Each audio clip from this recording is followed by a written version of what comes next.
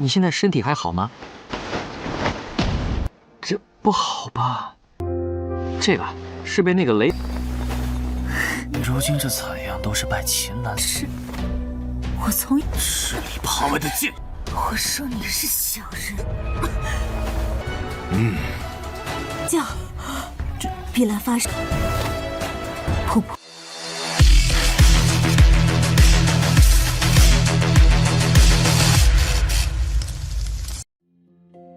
Halo semuanya, selamat datang di Ruang Sinema. Bagaimana kabar kalian semua? Semoga selalu sehat dan baik-baik saja.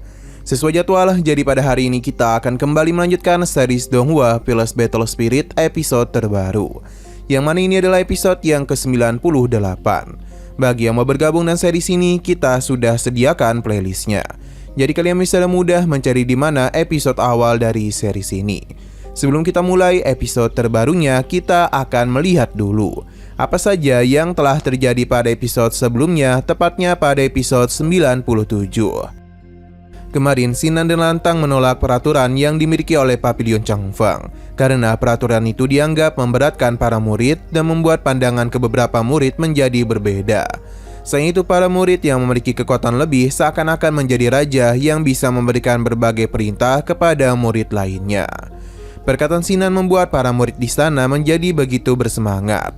Terlebih lagi ketika Xiao Qiansu datang untuk memberitahu kalau Tanah Suci Xinglong telah sepakat untuk mengubah peraturan yang ada di Papilion Changfeng. Sudah tidak ada lagi perlakuan membedakan murid karena mereka akan menerima nilai-nilai yang sama.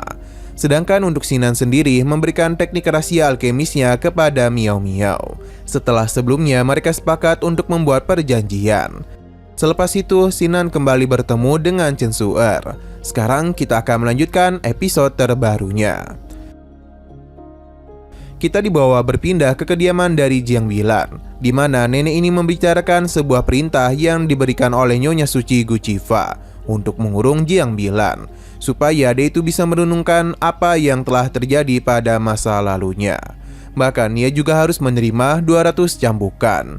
Perintah itu membuat nenek tersebut kesal, karena Jiang Bilan hanya menyelamatkan Xingnan, namun hukumannya bisa seberat ini. Jika saja Xiao Beifeng tidak melebih-lebihkan cerita, maka mungkin pihak aliansi bisnis tidak akan memberikan hukuman seberat itu. Namun Jiang Bilan tidaklah mempermasalahkan hal tersebut, karena bagaimanapun Sinan juga telah menyelamatkan nyawanya, tanpa mempedulikan perselisihan yang sebelumnya terjadi di antara mereka. Jiang Bilan sadar betul kalau pihak aliansi bisnis sama sekali tidaklah peduli dengan kehidupannya. Itu jauh berbeda dengan pelakuan yang Sinan berikan kepadanya. Jiang Bilan pun sudah pasrah untuk dihukum. Nenek ini pun mulai memberikan cambukan manja kepadanya. 是为了任务才救了秦南，秦南在意我的性命。 Xiano berpindah lagi ke kediaman dari Xingnan, yang mana saat ini dirinya agak tegang karena lagi menunggu seorang tamu yang ia sudah nantikan. Tentu itu tidak bukan adalah kedatangan Xiao Qiansu. Sinan menjadi senang karena Xiao Qiansu akhirnya tiba juga. Sinan juga cukup terkejut karena seniornya itu tidaklah menghabari dirinya ketika tiba di Tanah Suci Xinglong. Sinan teruslah berbicara, bahkan memberikan beberapa makanan kepadanya. Namun tiba-tiba saja Xiao Qiansu meminta Sinan untuk segera membuka bajunya. Tentu ini membuat Sinan menjadi begitu malu karena ia berpikiran yang tidak-tidak. Hanya saja bukan itu yang Xiao Qiansu maksud, karena dia tahu betul Sinan memiliki luka di tubuhnya. Alhasil Sinan pun memperlihatkan luka sambaran petir yang berasal dari Leishan. 你现在身体还好吗？这不好吧？这个是被那个雷…… Ada begitu banyak luka di tubuh Sinan, sampai-sampai Qiansu yang melihatnya menjadi sedih. Ia berusaha untuk tidak membicarakan hal tersebut karena luka-luka ini adalah bukti betapa kerasnya perjuangan Sinan untuk bisa mencapai level yang sekarang. Xiao Qiansu berjanji kehadirannya tidak akan mengganggu Sinan dan malahan akan memberikan bantuan kepadanya. Selama Qiansu berada di sisinya, maka ia akan menjadi tempat untuk Sinan beristirahat. Perkataan itu pun membuat Sinan menjadi begitu senang, begitu pula dengan Xiao Qiansu. Ia pun ingin mendengar ceritanya tentang perjalanan Sinan selama ini. 地方，全力去闯吧。你有远大抱负的你这段时间的故事吧。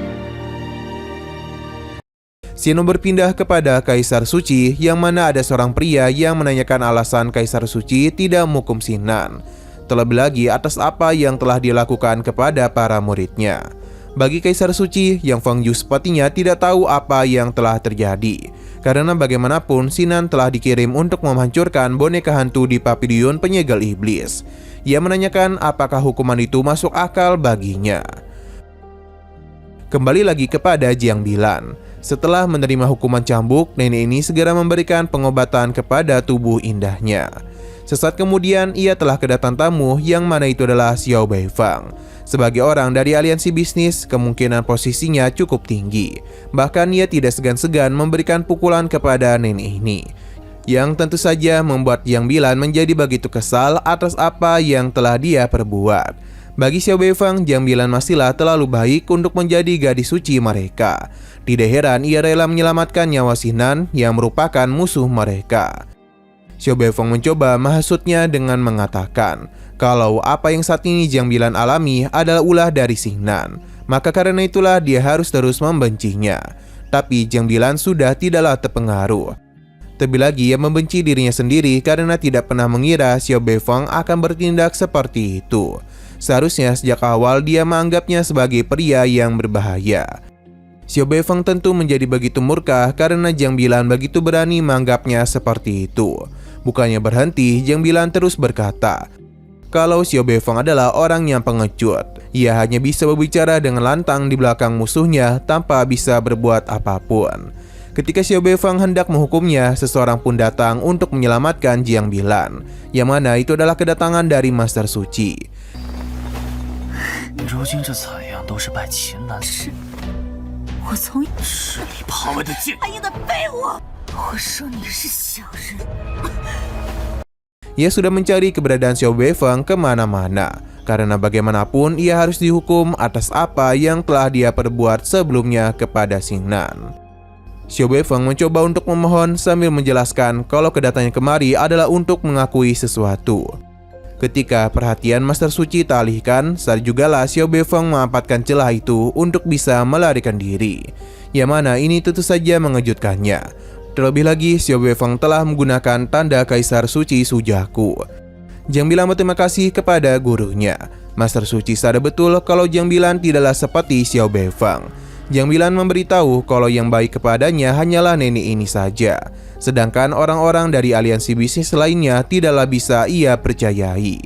Master Suci paham dan meminta Jiang Bilan untuk beristirahat karena ia akan berjaga di luar. Namun sebelum itu Jiang Bilan memohon untuk mengizinkan dirinya melakukan pelatihan khusus sama seperti apa yang dilalui oleh Xingnan. Mendengar hal itu membuat Master Suci merasa tertarik, tapi ia memberikan peringatan kalau luka yang akan dia alami dalam pelatihan nanti akan jauh lebih serius dari lukanya sekarang. Jadi Master Suci tidaklah mungkin bisa mengizinkannya. Akan tetapi Jiang Bilan tidaklah menyalahkannya dan bahkan berlutut kepadanya. Jiang Bilan juga berjanji dirinya tidak akan pernah takut dengan rasa sakit yang menantinya. Nenek ini sangatlah khawatir dengan Jiang Bilan, tapi ia sudah membuat keputusan itu karena Jiang Bilan menganggap Xingnan adalah seseorang yang harus dirinya raih. Ia bahkan sangatlah iri dengan semua pencapaian yang dia miliki. 问你是什么圣女就放水。叫，这碧蓝发生。瀑布，秦南他好自在。 Nah, sayang sekali lagi seru-serunya episodenya pun harus bersambung dulu. Oke, sekian dulu pada video kali ini. Untuk video selanjutnya akan segera hadir. Jadi bagi kalian yang ingin mengikuti series ini, langsung saja klik subscribe dan aktifkan loncengnya. Terima kasih yang sudah menonton video sampai habis. Jika kalian suka pada video ini, klik like dan share ke teman-teman kalian tentang channel ini. Dan ditunggu aja kelanjutannya. Oke, sampai jumpa di video selanjutnya.